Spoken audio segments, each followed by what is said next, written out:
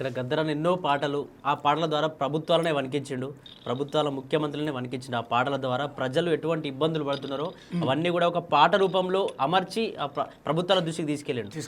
గద్దర్ చనిపోయిన తర్వాత నిజంగా ఏదైనా మిస్ అవుతున్నామా అన్న? గద్దర్ చనిపోయిన తర్వాత ఆ పాటలు కావచ్చు, ఆ ప్రశ్నించే తత్వం మిస్ అవుతుంది అనిపిస్తుంది ఎప్పుడన్నా? మిస్ అవుతుంది కదా. అన్నే ఉండేది ఉంటే వాళ్ళు ఎంత కథ ఉండు.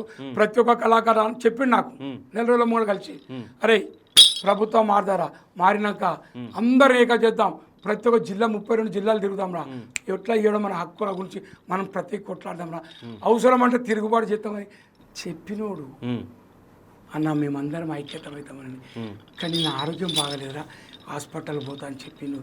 రేపు నా కళ్ళలో నీళ్ళు వచ్చేస్తున్నాయి అన్న, ఎందుకంటే అన్న మాటలు అవన్నీ నా కళ్ళలో కనబడుతుంటాయని అన్న అప్పుడు చెప్పిండు. కానీ అన్న చనిపోడు.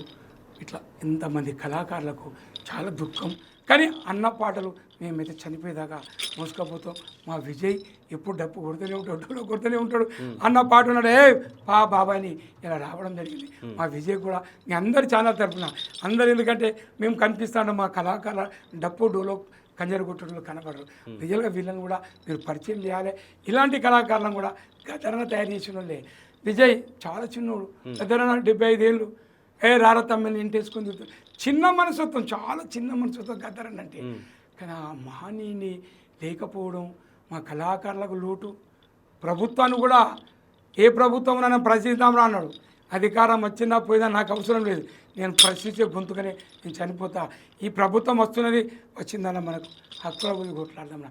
ఏదో మెస్టి ఫీజు ఇప్పుడు అన్న కొట్లాడు చేస్తూ మీరు 250 గజాలు ఇస్తారు చేయాలి, ఇస్తావాలి అని సంగతి ఏం చెప్పు అడిగేటోడు అన్న. కానీ అన్న లేదు కదా, మాలాంటి ఎంత చెప్పినా ఎంత చేసినా ప్రభుత్వం తీసుకోపోతుండే. ఇప్పుడు మేము ప్రయత్నం చేస్తున్నాం. అందుగురించే ప్రజాపాలన ఇది ప్రజల దీవెన, పండగోలే జరగాలే పల్లె పల్లెనా. ప్రజాపాలన ఇది ప్రజల దీవెన, పండగోలే జరగాలే పల్లె పల్లెనా.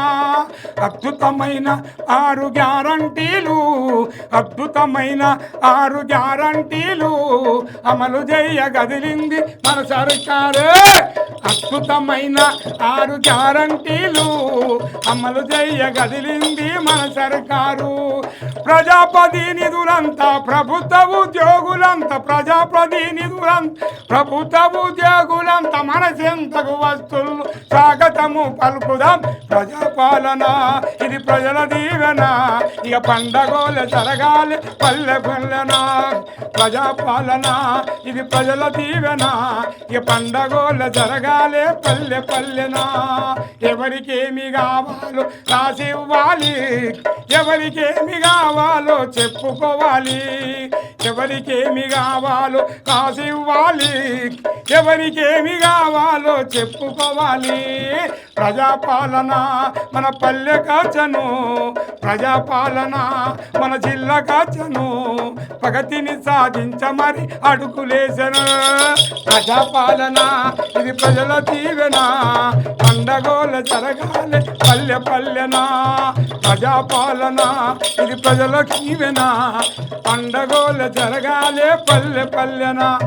మీరు ఇచ్చిన మాట ప్రకారం ప్రజాపాలన అంటారు.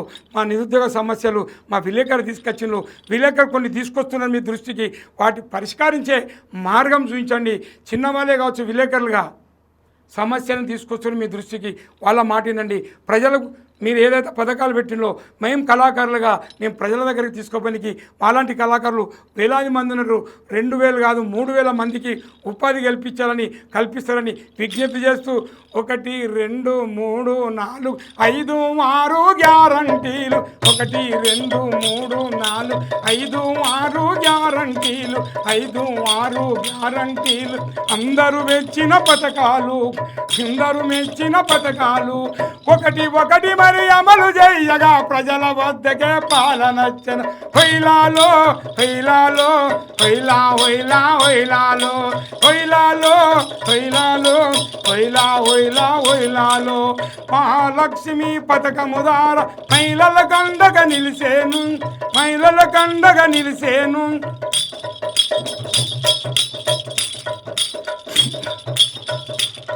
హర మహాలక్ష్మి పథకము ద్వారా మహిళల కండగా నిలిసేను. కొండ ఎక్కిన గ్యాసు బండను నేల మీదికి తెచ్చేను, రంగ మీదికి తెచ్చేను, 500 రూపాయలకి గ్యాస్ కలెక్షన్ ఇచ్చేను, గ్యాస్ కలెక్షన్ ఇచ్చేను. హొయ్లాలో హొయ్లాలో హొయ్లా హొయ్లా హొయ్లాలో హొయ్లాలో హొయ్లాలో హొయ్లా హొయ్లా హొయ్లాలో తారేనా నారేనా తారే నారా నారేనా తారేనా నారేనా తారే నారా నారేనా. గృహలక్ష్మి పథకము ద్వారా తూటిల వెలుగులు నింపేను, తూటిల వెలుగులు నింపేను, 200 యూనిట్ల వరకు ఉచిత కరెంటును ఇచ్చేను, ఉచిత కరెంటును ఇచ్చేను. కరెంటు బిల్లు పాదపోయను, కరెంటు బిల్లు పాదపోయను, కడపేదలకు సాయమాయను, కడపేదలకు సాయమాయను. హొయ్లాలో హొయ్లాలో హొయ్లా హొయ్లా హొయ్లాలో హొయ్లాలో హొయ్లాలో హొయ్లా హొయ్లా హొయ్లారో నారేనా నారేనా నారేనా రా నారేనా నారేనా నారేనా నారేనా రా నారేనా. ఇట్లా 2000 మందికి ఉపాధి కల్పిస్తే మీరు ఏదైతే సంక్షేమ పథకం ఉన్నారో ఆ పథకాలను ప్రజలకు తీసుకోవడానికి కళాకారులుగా మేమంతా రెడీ ఉన్నాం సార్. మా కళాకారులకైతే ఉపాధి కల్పించండి, డబుల్ బెడ్రూమ్ ఇవ్వాలి, వాళ్ళకు 200 గజాలని ఇవ్వాలి. అదే విలేకరులు కూడా, ఎందుకంటే మేము పాడినంత మాత్రాన ప్రజలకు పోదు, మా విలేకరులు కూడా మమ్మల్ని తీసుకొచ్చి పాడిపించి ప్రభుత్వం పెట్టిన సంక్షేమ పథకాలను కూడా మీరు పాడాలని మమ్మల్ని కోరుకుంటున్నారు కదా. వాళ్ళు సామాన్యమైన చైతన్యం చేస్తలేదు. విలేకరులు కూడా మీ దానిలో భాగమైనప్పుడు వాళ్ళని కూడా ఆదుకోవాలి. వాళ్ళు కొన్ని సమస్యలు తీసుకొస్తున్నారు. మన ఖమ్మంలో జరిగింది, పృథ్వీరాను మామూలుగా పోరాటం చేస్తాడు, మీరు దోస్తు కావచ్చు ఇంకేమన్నా కావచ్చు, కానీ ప్రజలు కష్టాలున్న కాడికి పోయి బాధ్యత తెలంగాణ పౌరునిగా, తెలంగాణ కొట్లాడిన బాధ్యతగా మా విలేకరు కొట్లాడిళ్ళు. మేము రాసిన పాటలు పాడినాం, అందు గురించి వీళ్ళది కూడా మెసేజ్ మీరు తీసుకోండి. మా కళాకారులు మీరు ఉపాధి కల్పిస్తే మీరు పెట్టిన సంక్షేమ పథకాలు పాట వాడ వాడ వాడ తెలంగాణ ఉద్యమాన్ని ఎట్లా రెట్టింపు చేస్తామో ఆ పథకాలను కూడా తీసుకుపోయి ప్రచారం చేసేందుకు మేము సిద్ధంగా ఉన్నామన్నా. రైట్. ఒక చివరిగా ప్రతి ఒక్కరు మొక్కలు నాటి చెట్లను పెంచితే, ఎందుకంటే ఇప్పుడు ఎండాకాలం పోతుంది, వచ్చేది వానకాలం, అనేక మంది యాత్రల పేరు మీద లక్షలు వేల కోట్లు ఖర్చు పెట్టుకుంటున్నారు. మనం పోతుంటే అడవి కూడా తలుగుతూ ఉంటుంది. అడవి తగినప్పుడు మనం ఏం చేయాలంటే కొన్ని మొక్కలను తీసుకుపోయి అడవికి ఓ 1/2 కిలోమీటర్ దూరంలో మొక్కలు పండ్ల చెట్లను, జామ చెట్లను, దానిమ్మ చెట్లను, అదేవిధంగా అల్లనేరేడు చెట్లను ప్రభుత్వం గుడిస్తున్నాయి. ఆడికి యాత్ర చేస్తుంటారు, జాతరలు పోతుంటారు. మీ కాళ్ళలో 10 చెట్లు కొంచెం పోయి మీ అక్కడ మీ తండ్రి పేరు తల్లి పేరు రాసి, మీ చనిపోయిన పేరు రాసి, మీ ఇళ్ళల్లో కూడా కరివేపాకు చెట్లు, కరివేపాకు చాలా కరిపోయింది, మునికాయ చెట్లు కరిపోయిపోయినాయి. అందు గురించి కరివేపాకు అనేక ప్రకృతి ఇచ్చే చెట్లను కూడా అంతరించిపోయినాయి, అడవి కూడా అంతరించిపోతుంది. అందు గురించి ప్రతి ఒక్కరు మొక్కలు నాటుదాం, చెట్లను పెడతాం. ఈ ప్రభుత్వాన్ని కూడా మన అండదండం. ఎందుకంటే ఎండాకాలం వచ్చింది, 40 డిగ్రీలు 50 డిగ్రీలు, ఎందుకంటే చెట్లను నరికేయడం జరిగిందండి. నాకు మంచం కావాలి, టీవీ కావాలి, టేబుల్ కావాలి, కుర్చీలు కావాలి, మరి చెట్టు కూడా పెంచాలి.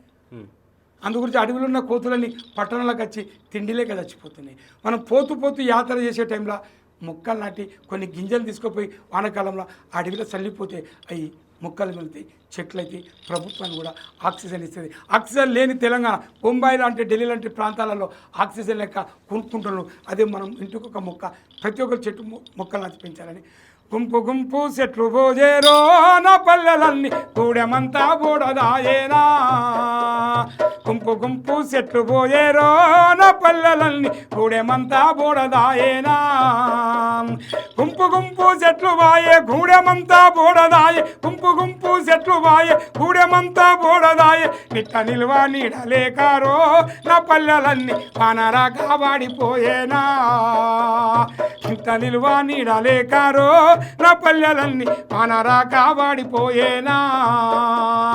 పల్లెలకు కొడుకు పోలే పచ్చదనము నీడనిచ్చే, పల్లెలకు కొడుకు పోలే పచ్చదనము నీడనిచ్చే, రావి చెట్టు ఎటు బాయేరో నా పల్లెలల్ల రామచిలకల చాడలేదురో.